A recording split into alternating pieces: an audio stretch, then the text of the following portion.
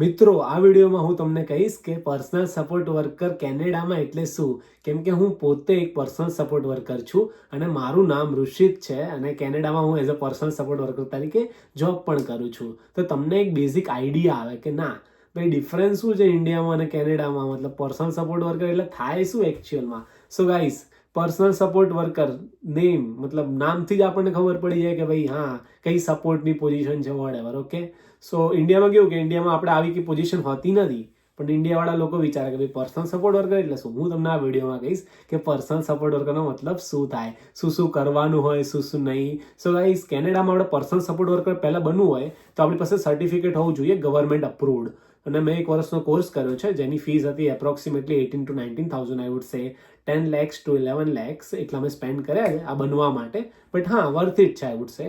સો કેનેડામાં personal support worker પહેલું કામ પર્સનલ કેર. હવે પર્સનલ કેર એટલે બધાને ખબર છે, મારે આમાં એક્સપાન્ડ કરવાની જરૂર નથી. જે બી મતલબ રિલેટેડ હોય, જે બી આપણા હ્યુમન્સ ડે ટુ ડે લાઈફમાં જે લોકોને બી આમ કેર જોઈએ, જે લોકો પોતાની જાતે આ ફંક્શન નથી કરી શકતા, એમની આપણે હેલ્પ કરવાની એ ટાઈપથી. ઓકે, સો એ પહેલું ફંક્શન. પછી આ જ નહીં, ઘણી બધી વસ્તુ, જેમ કે કેનેડામાં છે ને ઘણી બધી ફેસિલિટીઝ છે, જેમ કે હોસ્પિટલ્સ છે, રિટાયરમેન્ટ હોમ છે, લોંગ ટર્મ કેર છે અને હોમ બેઝડ સર્વિસ છે. તો આ બધી મતલબ કેવું કે ડિફરન્ટ સેટિંગ્સ છે. આપણે ઇન્ડિયામાં ખાલી હોસ્પિટલ હોય છે, આપણે એવું નહીં કે કોઈ મતલબ આપણા ઘરે આવે આપણી કેર કરવા માટે, એવું નથી હોતું. સો એના ઉપર જેમ કે હું હોમ કેરમાં કામ કરું છું, ઓકે, તો મારી રિસ્પોન્સિબિલિટીઝ છે ઘણી બધી, પણ હા I should no my restrictions, મતલબ શું હું કરી શકું અને શું ના કરી શકું, ડૂઝ એન્ડ ડોન્ટ્સ. સો જેમ કે એક વસ્તુ છે બરાબર, આ નખ વખ કાપવાની વસ્તુ જે હું ના કરી શકું until and unless I have a permission from my superior.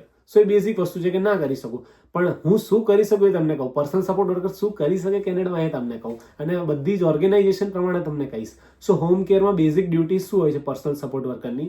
હવે લોન્ડ્રી થઈ ગઈ, પછી તમારે મેડિકેશન આપવાની હોય ક્યારેક, but you should be very careful when giving medications, કેમ કે બહુ ક્રુશિયલ વસ્તુ છે અને જો તમે ખોટી આપી દેશો તો પ્રોબ્લેમ થઈ શકે છે તમારા માટે અને જે રેસિડેન્ટ છે એના માટે. સો મેડિસિન આપવાની હોય છે, ખાવાનું બનાવવાનું હોય છે.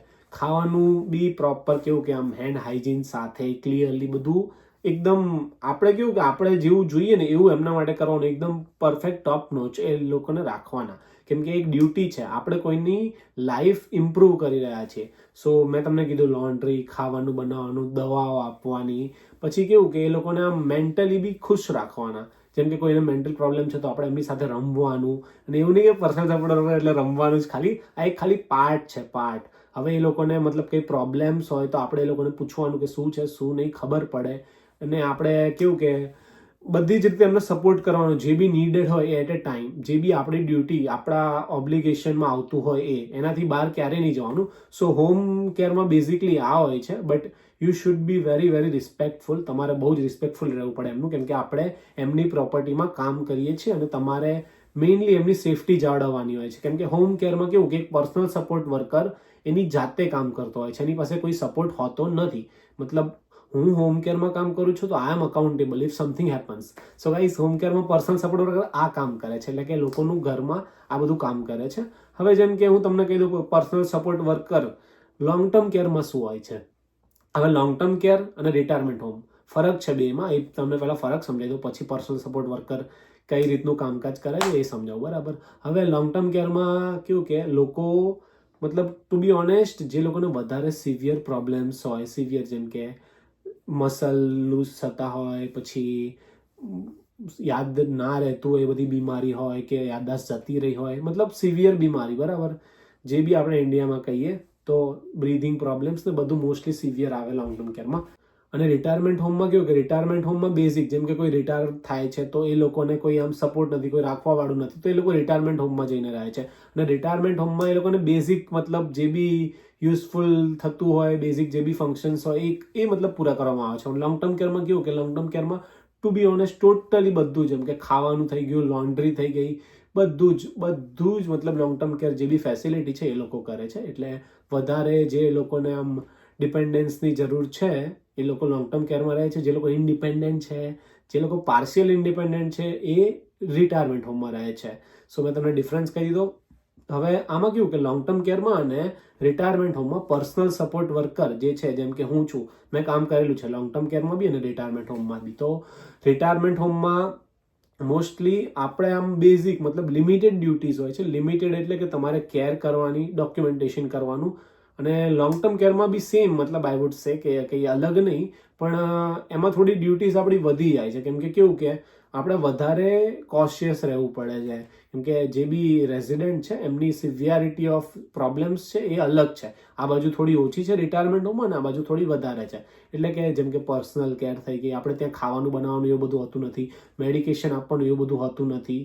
ખાલી આપણે જેમ કે કેવું કે મેકિંગ અ બેડ, મતલબ બેડ બનાવવાનો, પછી એ લોકોની પર્સનલ કેરમાં હેલ્પ કરવાની, બાથિંગ મતલબ નવડાવવામાં હેલ્પ કરવાની, એ બધી વસ્તુમાં એમને હેલ્પ કરવાની. પછી કોઈ એમને પ્રોબ્લેમ્સ છે તો આપણે એ પ્રોબ્લેમ ટ્રાન્સફર કરવાની આપણા સુપિરિયર જોડે, એવું બધું કામકાજ હોય. પણ મેં તમને જે હોમ કેરની ડ્યુટીઝ કીધી, હોમ કેરમાં આપણે મતલબ આપણી જાતે, કોઈ આપણી પાસે સપોર્ટ નથી ત્યારે. આપણો સુપરવાઇઝર એઝ અ સપોર્ટિવ છે, but at the moment in facility કોઈ નથી, કેમ કે એમનું ઘર છે. સો ગાઈઝ, આ જ રીતે 3 વસ્તુ છે, બરાબર. મેં તમને સમજાય કે પર્સનલ સપોર્ટ વર્કરની ડ્યુટીઝ આ હોય છે. હવે એવા બી પર્સનલ સપોર્ટ વર્કર હોય છે કે જે કોમ્યુનિટીમાં કામ કરે છે, હોમ ટુ હોમ, બટ એ બી સેમ ડ્યુટી જેમ મેં તમને હોમ કેરમાં કીધું. સો પર્સનલ સપોર્ટ વર્કરની આ જ ડ્યુટી છે કે લોકોને માનસિક રીતે, શારીરિક રીતે અને બધી જ રીતે સપોર્ટ કરવો, અને કંઈ બી પ્રોબ્લેમ હોય તો પ્રોબ્લેમ એસ્કેલેટ કરવી. અને એવું નહીં કે આપણે કઈ વસ્તુ દબાઈ રહ્યા છે, આપણાથી બી કંઈ ભૂલ થાય તો બી આપણે એ વસ્તુ સ્વીકારવી અને આગળ એ લોકોને જણાવું કે હા, આ મારાથી ભૂલ થઈ છે. જેમ કે મારાથી ખોટી મેડિસિન અપાઈ ગઈ કોઈને, બરાબર, કોઈ બી રેઝિડન્ટને. So I have to accept, I have to make documentation of that. અને જો કોઈ બીજાને ખબર પડી તો એ લોકો ડોક્યુમેન્ટ કરશે અને ઇન્સિડન્ટ બનાવશે. એટલે ગાઈસ, આપણી એક નાની ભૂલ કોઈની મતલબ લાઈફ જોડે ખિલવાડ કરી શકે છે. એટલે પર્સનલ સપોર્ટ વર્કરની પોઝિશન બહુ ક્રુશિયલ છે અહીંયા. અને આઈ વુડ સે કે પર્સનલ સપોર્ટ વર્કરની બહુ જ બધી રિક્વાયરમેન્ટ છે. અને તમે એકવાર પર્સનલ સપોર્ટ વર્કરની જોબ કરશો તો તમને આઈડિયા આવી જશે. પણ આ વિડીયો બનાવવાની પાછળનો મારો હેતુ એ જ હતો કે મારા જે બી મતલબ ભાઈ બહેનો ઇન્ડિયામાં છે એ લોકોને એવું છે કે ભાઈ ના, કેનેડામાં as a personal support worker શું હોય શું નહીં, તો એ લોકોને ક્લેરિફિકેશન આપવાનો હતો થોડો ઘણો. અને તમને સ્ટીલ હજુ પણ કોઈ બી ક્વેશ્ચન હોય કે પર્સનલ સપોર્ટ વર્કર શું કરે છે શું નહીં, so feel free to ask and feel free to drop your comments in the comment box. I will be more than happy to answer your questions, and I really appreciate spending time in my video. And please subscribe my channel if you like my video and share this. Thank you so much.